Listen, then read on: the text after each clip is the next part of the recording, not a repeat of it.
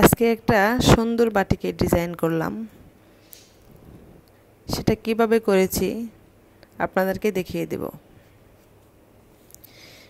প্রথমে নিতে হবে বাটিকের কাপড়, এটাকে বলে ঝিগঝ্যাগ ভাঁজ।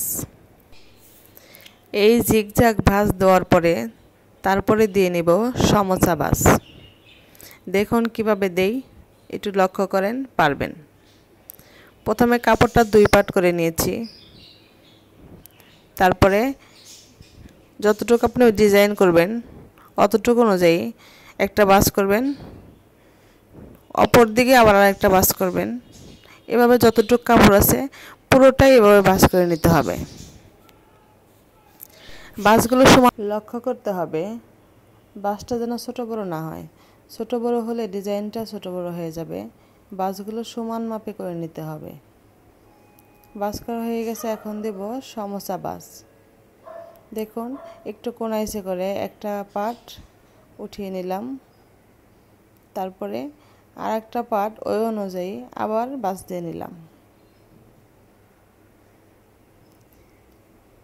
সমোসার মতো হয়ে গেল। এভাবে পুরোটাই করে নেব। একটা কোনা করলেই পরের কোনাটা উল্টিয়ে দিলে এমনি এমনিই হয়ে যাবে।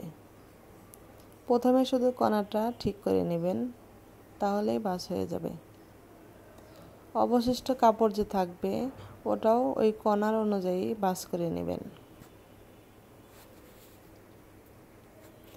হয়ে গেল সমোচা ভাঁজ।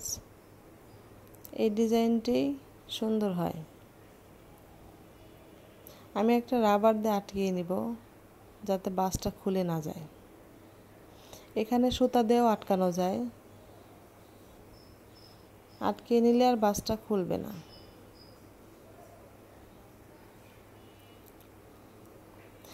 এখানে অনেকগুলো কালার করা যাবে, যেমন আমি করেছি 3 পাশে 3টা কালার। আমি এটা ভ্যাট কালার দিয়ে করেছি, 3 পাশে 3টা কালার দিয়ে চুবিয়ে নিয়েছি, তাই এরকম আসছে।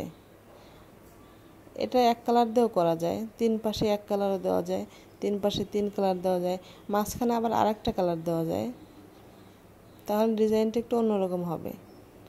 আমি এটা 3 পাশে 3 কালার দেওয়ার জন্য কালারটা সুন্দর হয়েছে। তবে 3 পাশে একই কালার দিয়েও করা যায়, মাঝখানে ফাঁকা রেখে 3 পাশে একই কালার হবে, এরকমও করা যায়। দেখেন কত সুন্দর এসেছে।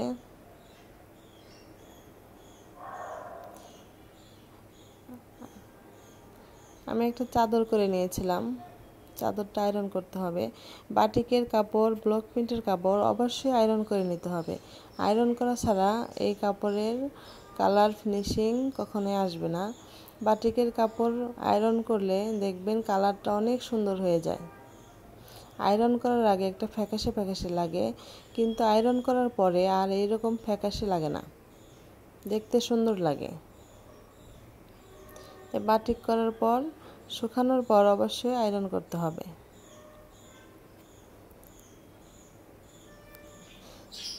চাদরটা সুন্দর হয়েছে। চাদরটা আমি 3 কালার করেছি। কাজ করতে করতে কাজ শেষ হয়ে গেছে, আরও কিছু কাজ আছে, ওটা পরে করে নেব। কিন্তু আজ রান্না করব খিচুড়ি। খিচুড়ির সাথে 3 পদের ভর্তা, বিলেতি ধনের পাতা, কালাজিরা ভর্তা, সরিষা ভর্তা। কালাজিরা ভর্তাটা খাওয়া শরীরের জন্য খুবই ভালো, মাঝে মধ্যে কালাজিরা ভর্তা খাওয়া ভালো। যাদের বিষ ব্যথা আছে তারা কালাজিরার ভর্তা খাবেন, কালাজিরার তেল খাবেন। কালাজিরার তেল খেলে ব্যথা থাকে না। যারা অনেক দিন ব্যথায় ভুগছেন তারা কালাজিরার তেলটা খেয়ে দেখবেন। খিচুড়িটা ভর্তা হলে খেতে আরও মজা লাগবে।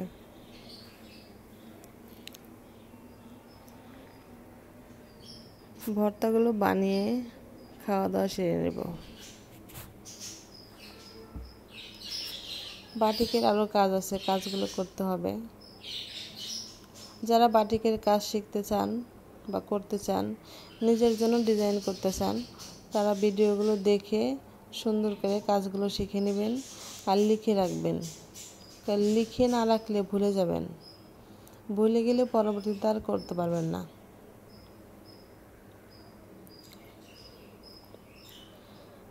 আরও অনেক সুন্দর সুন্দর ডিজাইন আসবে, আপনাদের সাথে শেয়ার করব। বাটিকের কাজ করতে ভালোই লাগে, যখন ডিজাইনটা করার পর দেখা যায় তখন আরও বেশি ভালো লাগে। বাটিকের রঙগুলো এরকম চোখে লেগে যায়। রাইস কুকারে খিচুড়ি বসিয়ে দিয়েছিলাম, খিচুড়ি হয়ে গেছে।